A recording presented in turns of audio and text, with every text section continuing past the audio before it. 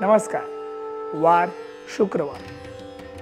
पाहूयात आजचा दिवस कोणत्या राशींसाठी भाग्याचा असेल. मेष, हातून एखादे चांगले लिखाण घडेल, परंतु सतत दुधा मनस्थिती राहिल्यामुळे कामाची गती थोडी मंदावेल. वृषभ, आपल्या प्रतिष्ठेला कोणताही धक्का लागणार नाही याची काळजी घ्या.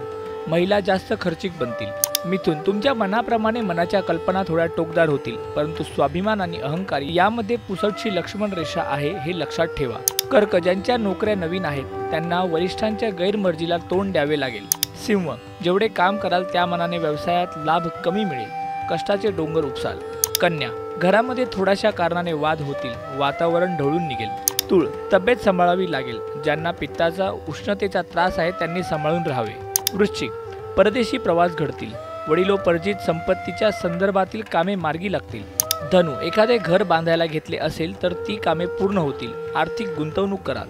मकर, महिला घरामध्ये वेगवेगळे पदार्थ करण्यात गुंतवून जातील. एखादे निरीक्षण किंवा परीक्षण फार चांगल्या पद्धतीने कराल.